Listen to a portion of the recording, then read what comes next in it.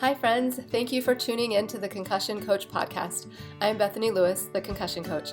I'm a neurological occupational therapist and certified life coach, and I specialize in guiding people through their concussion recovery journey. I am passionate about helping people understand their injury, speed up their recovery, and reclaim control over their life post-concussion. The purpose of this podcast is to help increase awareness of concussions and the impact they can have on a person's life, and to bring hope to people who have suffered a concussion and those who love them. I firmly believe that sharing stories and knowledge about concussions will bring important light and understanding to this misunderstood and often invisible injury. The information in this podcast is meant to bring that awareness and hope and is not meant as medical advice. The opinions shared are those of the interviewees and my own. If you are suffering with lingering concussion symptoms, I have created a concussion coaching program specifically for you.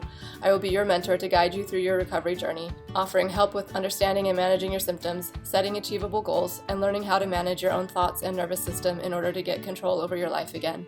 If this program sounds like something that would help you or someone you love, sign up for a free consultation. In the consultation, you'll get valuable information and resources and gain hope for your future. Sign up for your free consultation at the link in the show notes or at my website, www.theconcussioncoach.com. Hi friends, welcome back. I am so excited for our interview today. Our topic is slightly different, but totally related to our normal discussion of concussions.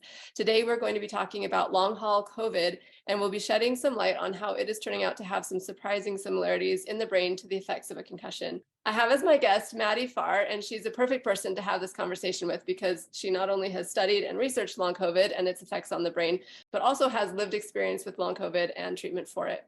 Maddie obtained her bachelor's in psychology at Utah Valley University with a minor in autism studies. She's worked clinically for over 6 years and most recently has been working as a neurocognitive psychometrist and clinical research coordinator and neuroscience specialist at CognitiveFX. She is currently in her gap year before applying to clinical neuropsychology PhD programs. Thank you so much for being here today, Maddie. I'm really excited for our discussion and to get this information out to people. I personally know a few people who have had long-haul COVID rock their world, and I think that the things that we'll be discussing today will be really helpful for a lot of people. So thank you so much for being here. Yeah, thanks for bringing me on. I'm really excited to talk about it because I think it's something that's not talked about enough, if anything. Yes, amen to that. So tell us a little bit more about you. What is your background? How did you come to be interested in studying concussions and long COVID? And what is a psychometrist anyway? Hey, yes, that's a great question. I'll just start with the psychometrist question. So a psychometrist is someone that administers psychological assessment to inform diagnosis. So with me being a cognitive neuropsychometrist, I administer neuropsychological assessment. And what that does is it looks at executive functioning, motor skills, problem-solving skills, cognitive flexibility. And I usually administer these type of assessments for dementia patients and traumatic brain injury patients to kind of see where their neuropsychological functioning is at and to see if a diagnosis needs to be made. So it's a really wonderful experience that I've gained and I really, really like doing it. So kind of my background, I always knew that I wanted to work in some realm of psychology. So for at least the past 5 years, I worked with individuals on the autism spectrum, and thus, found a spark and interest in the brain and behavior connection. I started to become really fascinated with the intricacies of brain function and connection, and I started to become really fascinated with traumatic brain injury and research. So because of this, I started conducting my own EEG research at UVU. The research entailed looking at the neural correlates of video gameplay and caloric consumption. And to that end, I ended up making really amazing connections and gaining great amount of skills in research. And due to that, I started as a research intern at CognitiveFX about a year ago, investigating long COVID, what we're talking about today, and interventional strategies for post-concussion symptoms. I've really fallen in love with the clinical research translational model, and kind of what that is conducting research in a clinical setting, making inferences, being able to take those inferences through the scientific model, and then applying them to patients who can really benefit from them. That's awesome. And when you came in and it was long COVID, was that something they were already doing research on, or did you come in and say, hey, I want to be researching this?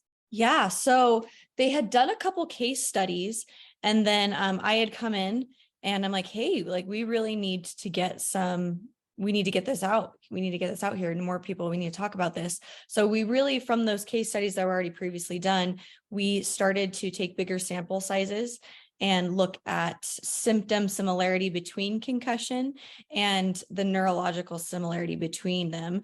One thing that was really cool is we got to present this year in Dublin. And it was all about long COVID, which was really cool. Well, that's really cool. Okay. And so, yeah, before we go further, let's make sure that we're all on the same page about what long COVID is. So, Yes. yeah, can you define it for us? And like, Yeah. how long do symptoms have to be lasting for it to be considered long COVID? What kind of symptoms, are involved in it? All the things. So I've got some fun information on this, a couple studies that I will chat about. So just buckle up. There's a lot of fun science involved in what I'm about to throw at you. But the COVID infection, it can damage many organs other than the lungs. The most troubling damage is to the brain. And a series of recent studies document long-term brain damage in as many as 1/4 of all of those infected, regardless the severity of the initial disease. And those numbers are pretty daunting considering that an estimated over 140 million Americans have been infected with COVID. So long COVID is symptoms that last months, years up after the acute infection. And these symptoms can be anything such as brain fog, fatigue, depression, and a host of other maladies that may be mild or incapacitating. Several studies have warned that treatment of those with long-term brain injury will, strain the healthcare system for years to come. So understanding the origin and treatment of COVID-19 related injury is a high priority for medical science. And a recent study by Frontera et al. That came out of the New York Grossman School of Medicine evaluated the cognitive function of COVID-19 patients 6 months after they were hospitalized for COVID-19. To their surprise, over 90% of their total cohort reported at least one neurological symptom. So patients are seeing lingering neurological symptoms even after the virus has passed and they've thought that they've healed from it. Among those that had not experienced neurological complications while hospitalized, 88 reported new cognitive symptoms. So reportedly, some individuals that recover from mild or asymptomatic, which is super scary to me, asymptomatic infection may later develop complications that are not immediately apparent. So that brain fog, that fatigue, that decline in cognition. So how long do COVID-19 related neurological complications last? Well, in a new study published by Ras et al. From Austria, attempted to answer this question by interviewing previously hospitalized COVID-19 patients 3 months after infection and then again 1 year later. So we're getting some longitudinal data here to see if this is really generalized and lasts longer than it should. While a few participants experienced some cognitive improvement, 73% showed no difference between 3 months and a year. In fact, at 1 year, almost 60% of respondents continued to report neurological symptoms, including that fatigue, that concentration difficulty, sleep disturbances, headaches, impaired sensation, loss of smell. To their surprise, the prevalence of these symptoms did not correlate with the disease severity. So you could be asymptomatic and still start to develop these long haul symptoms. So in some cases, researchers are looking at long COVID as an acquired brain injury, considering the lasting effects it has on the brain. Wow, that is crazy. And yeah, kind of scary. Isn't it? Oh my goodness. Yeah. So, and when they talk about fatigue, because like I said, I have some friends who've experienced it, and the fatigue seems to be a huge thing. Is that cognitive fatigue? Is it physical fatigue? Probably. Yeah, absolutely. That's a great question.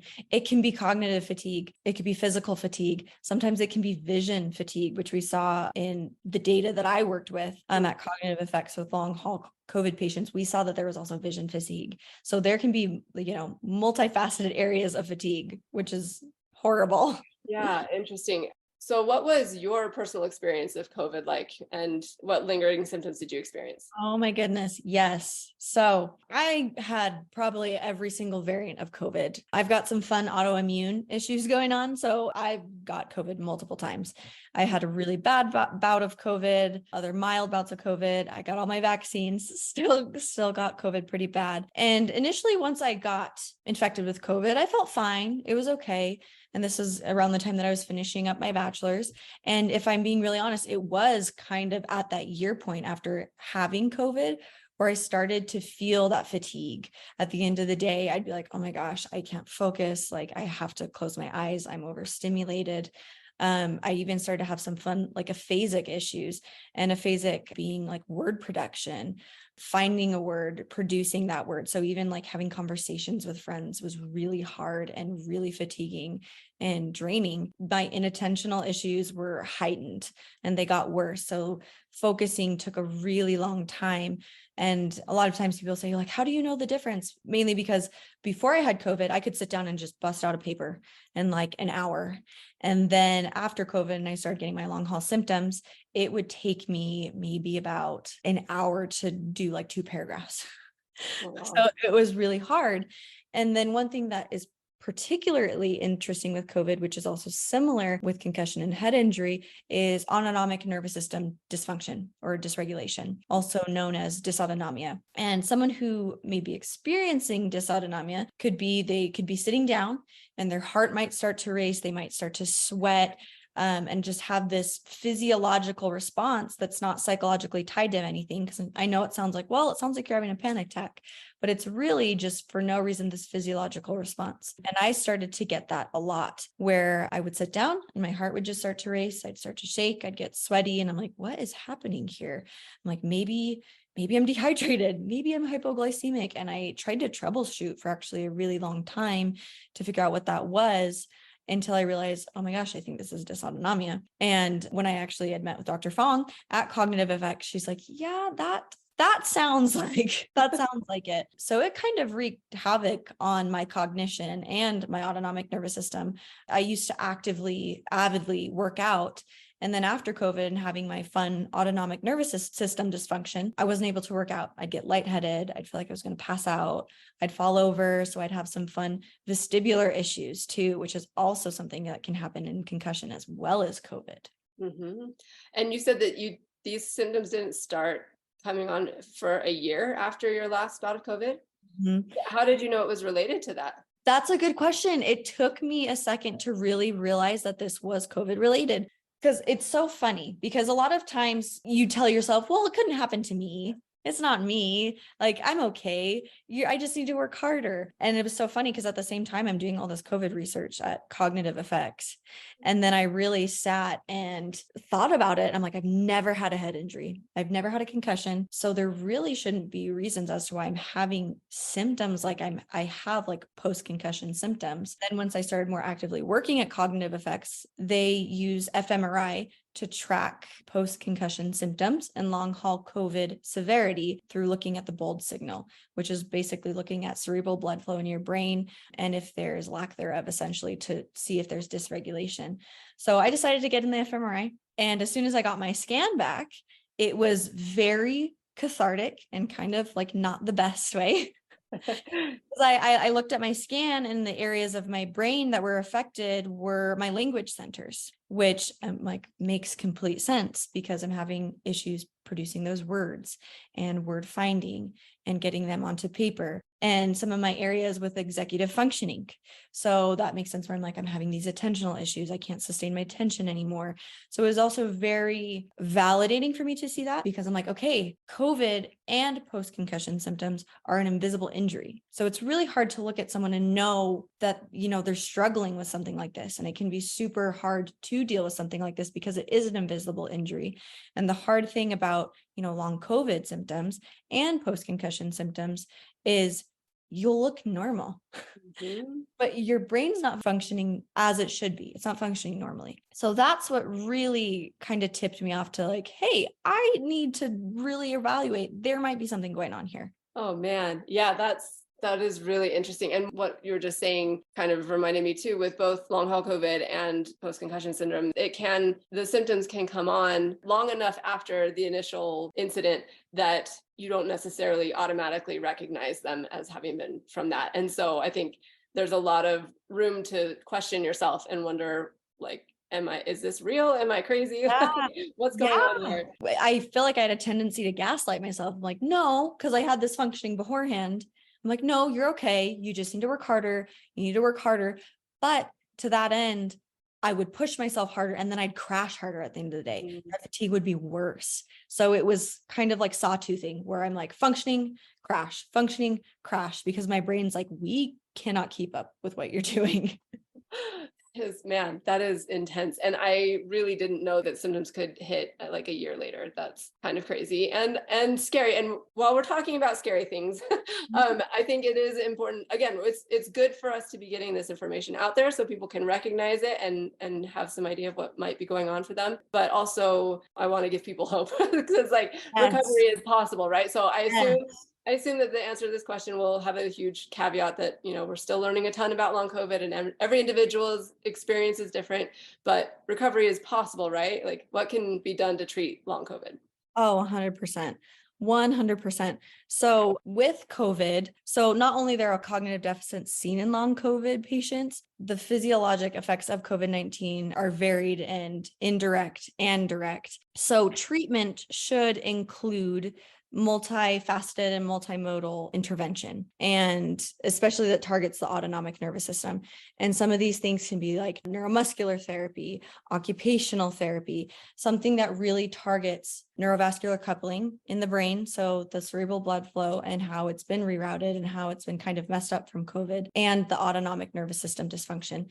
And ways you can target the autonomic nervous system dysfunction is through breathing exercises, high intensity interval training workouts can really help regulate that. So there is definitely treatment options available out there. You just need to make sure that you're finding places that do specifically target these things to kind of heal your body as a whole. Because with COVID, how it affects the body and it affects the brain. So there needs to be more of a holistic approach to use your body to heal your body as a whole, if that kind of makes sense. Yeah, thank you. So are the treatments similar? I mean, I know at CognitiveFX, at least a lot of the stuff we do pretty much the same thing with whether somebody has PCS, like post-concussion syndrome, or long COVID, because those symptoms are so similar and the treatment for them helps both, right? Right. Yeah. Yeah. So considering that long COVID overlaps with, complex concussions, post-concussion symptoms, it makes sense that the treatment would be similar and have similar effects on patients. COVID-19 pathophysiology is potentially so very similar to brain injury, especially when observing neurovascular coupling effects. So that's cerebral blood flow in the brain between both COVID and TBI. So then it's postulated that treatment for TBI may be incredibly beneficial for treatment of long haul COVID, people experiencing long haul COVID. So again, that multimodal, multisensory treatment that targets autonomic nervous system functioning and neurovascular coupling dysregulation could be the most beneficial for people suffering with long COVID. And that is, exactly what CognitiveFX does do. So that approach utilizing exercise, respiratory, vestibular, so your balance, and other therapies could be really successful for long haul COVID patients. Awesome. Thank you. So you ended up deciding to do the treatment at CognitiveFX, right? So what made you decide to try that treatment and how was that experience for you? Yeah. So really it was getting my scan and looking at it and I'm like, okay, this is super validating. And this is telling me concretely with quantitative data that there's something going on there. And I really sat and I thought about it. And I was like, you know what? I've been struggling so hard.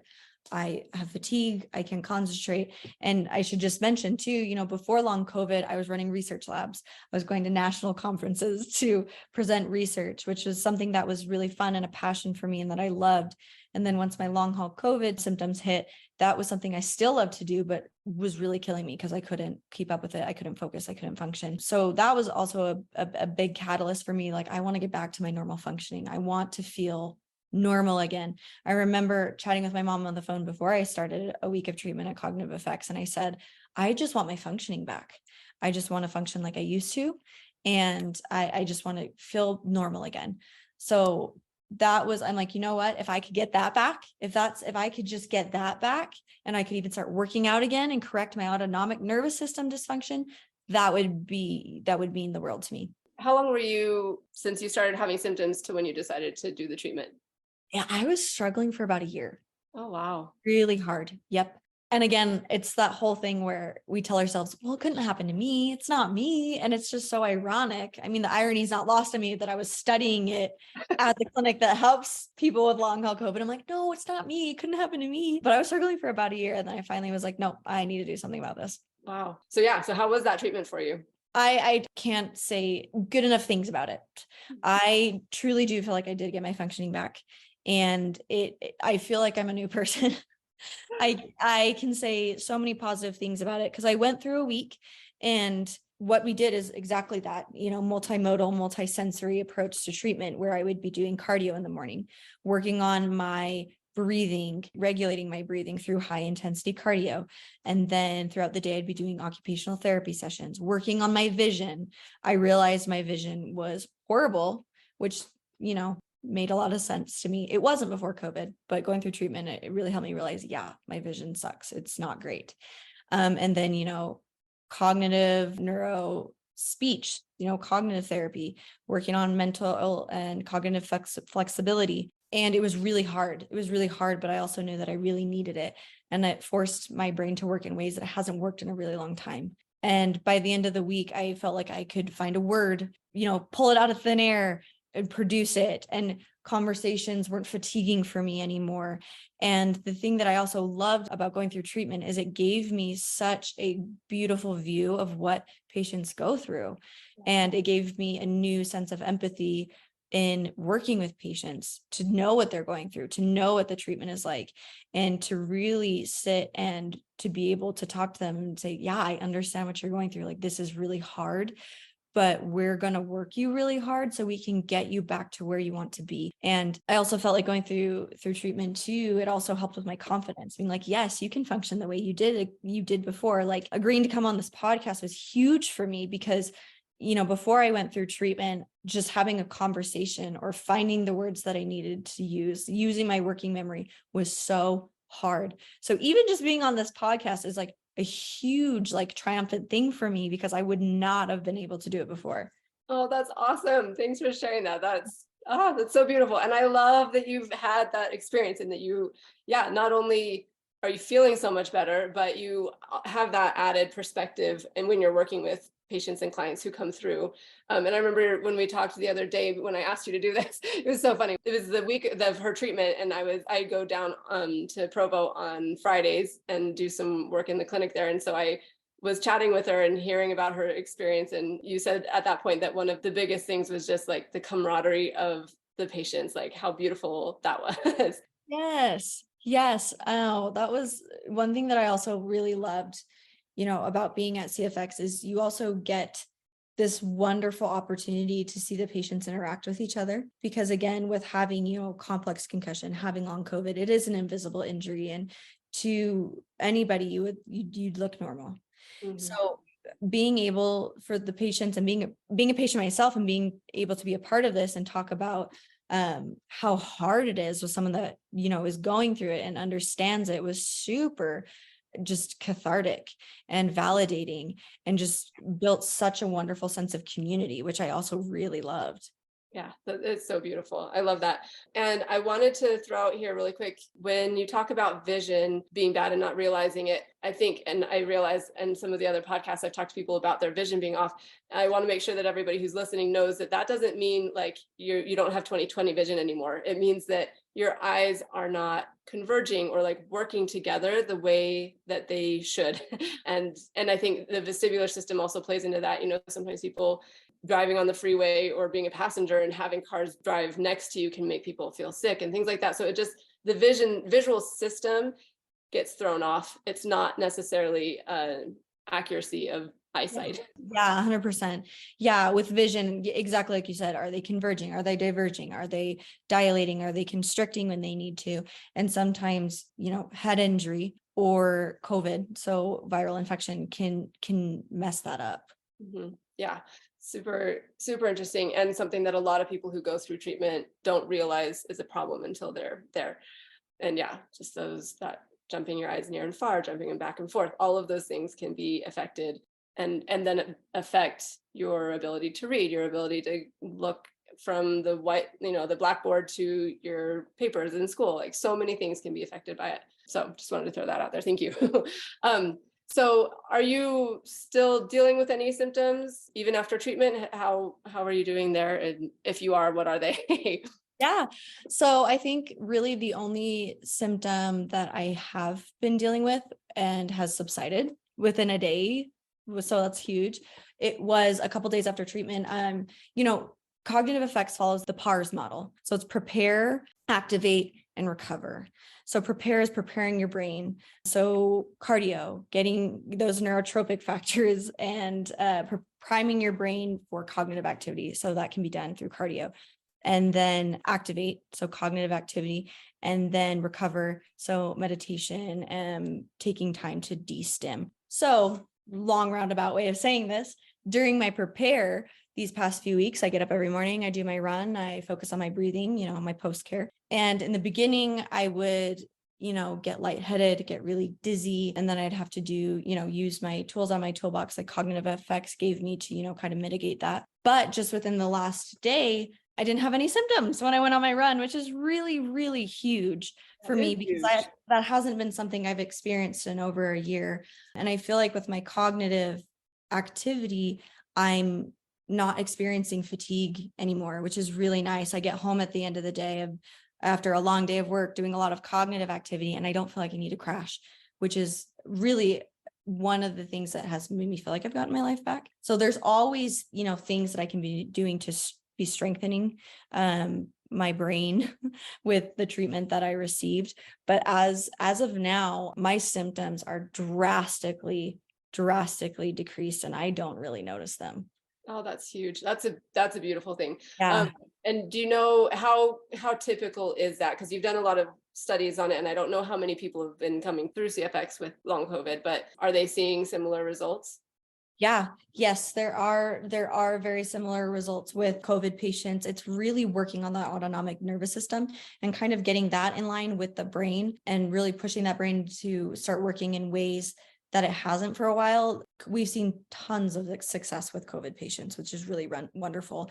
And the treatment that we use is that same treatment we use for people who are experiencing complex concussions and have those post-concussion symptoms, who also benefit greatly from treatment because it was designed originally for concussions. Yeah, I know. I pinch myself every week. I go there, I'm like, is this real life? How can this be happening? It's so inspiring and so cool. So do you think that the treatment at CFX or something similar would be helpful for people if they only had the fatigue or other non-cognitive related symptoms of long COVID? Would it be helpful for them, do you think? Oh yeah, 100%.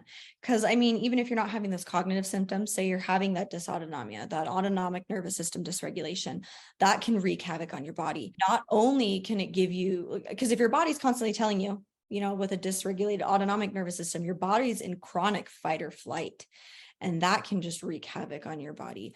If your body's constantly telling you you're being chased by a bear, you're going to have that loss of quality of life. You're going to have anxiety. You're going to have all these issues that are going to cause other things. So, which I would imagine could play into that fatigue. So even going and just getting that autonomic nervous system regulated can really be helpful for someone who's not experiencing cognitive issues.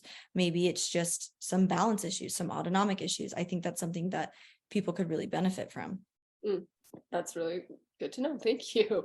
And interesting. And yes, the dysautonomia is a major player in all of these issues that people are dealing with. And again, it's not talked about. People don't know about it. So no, they don't. And one thing that I should mention too is POTS and dysautonomia get confused a lot. So sometimes people will go in and be like, I'm sitting down, I'm sweating, I'm shaking, I'm having this physiological response. And a lot of times people are getting diagnosed with POTS, but it actually might be dysautonomia. So that's something to throw out there. That's something that could happen. So it's always where we also need to take clinical discernment and the patient's history and to really look at okay, what's really going on here. Can you define POTS for us? I can. You know what? I'm going to look up the acronym right now. I remember I looked it up recently too. It was like, yes. But I'll let you say it. Postural orthostatic tachycardia syndrome. So that kind of plays into the erratic heartbeat that doesn't make sense, the sweating, the shaking. So that physiologic response where sometimes it needs to be parsed from dysautonomia, and it might not be POTS, but it really might be autonomic nervous system dysfunction due to, that viral infection or due to head injury. Okay, that is good for people to know as well. Thank you. So any advice that you would give to people who are suffering from long COVID? Yes. Generalized advice here. Yes. I would say my best advice could be that to just take yourself seriously. And if you are really struggling and you're noticing deficits in your life, whether it be autonomic dysfunction, whether it be cognitive dysfunction, just take yourself seriously and say, okay, yeah, I'm not functioning the way that I used to. And really, really look into it. And also know that you're not alone.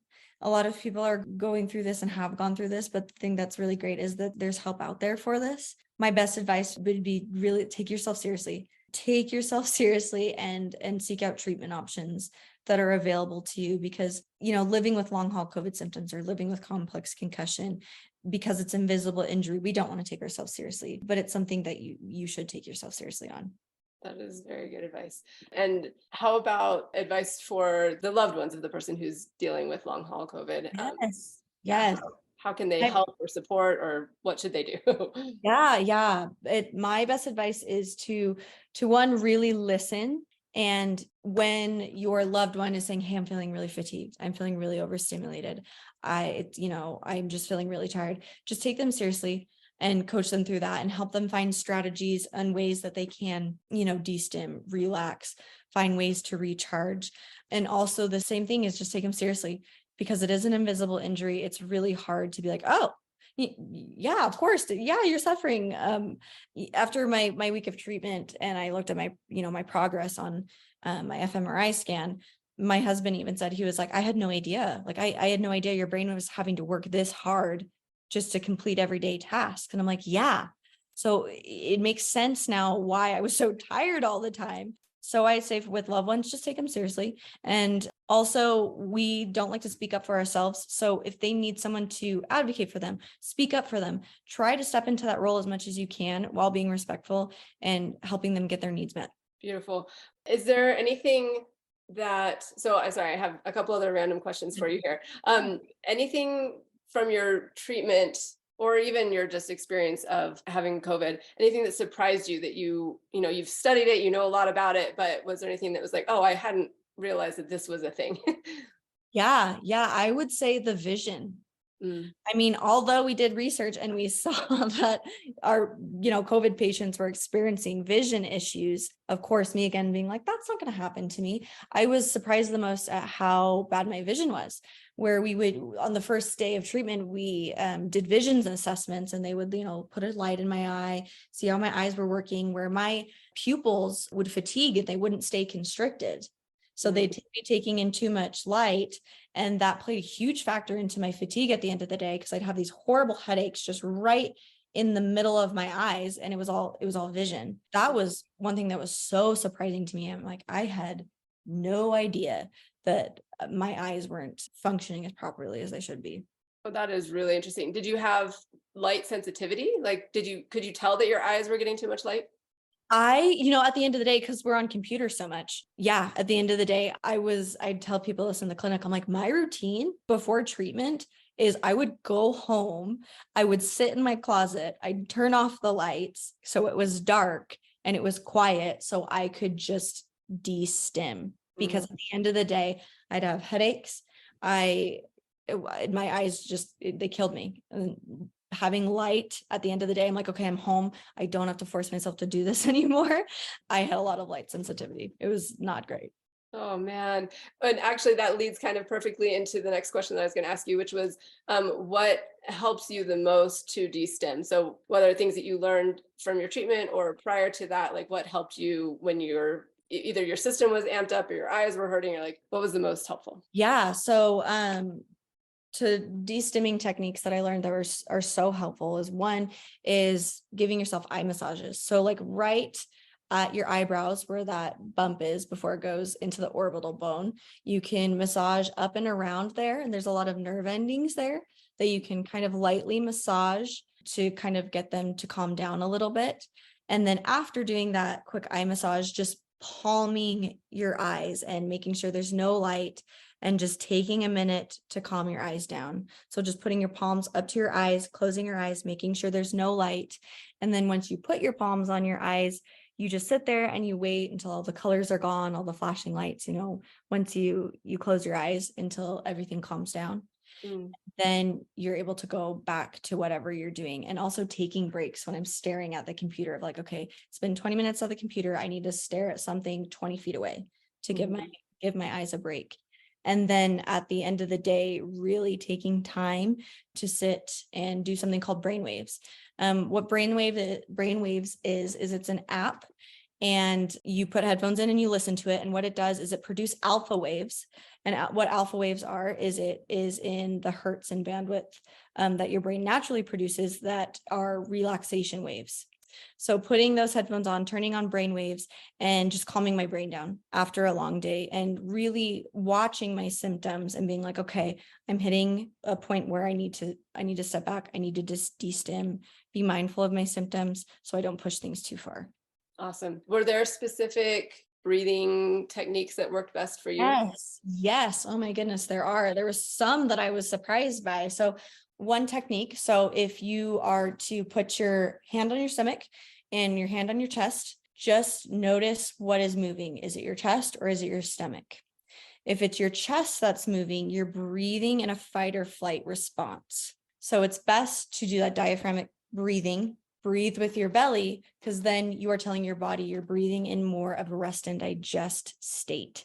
So that's something that I've been super mindful of, is breathing in more of a rest and digest state rather than a fight or flight state.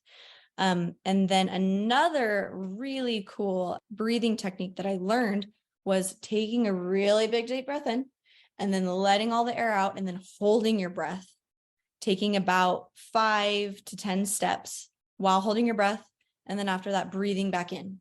Then your body is really capitalizing on the oxygen, and it gives this really wonderful effect and was really helpful for regulating my autonomic nervous system. Another one is called mustache breathing, where you put your finger right under your nose and you breathe in really deep. And then when you let out all the air, you want to be breathing so lightly that you don't really feel the air on your finger. And that also helps a lot. Oh, wow. I guess that makes it just take a lot longer. It really slows it down. It does. It also kind of forces you to slow down too. So it helps a ton. Yeah. Oh, super interesting. Did you do those specifically after you were, or during or after your exercise, or just anytime during the day?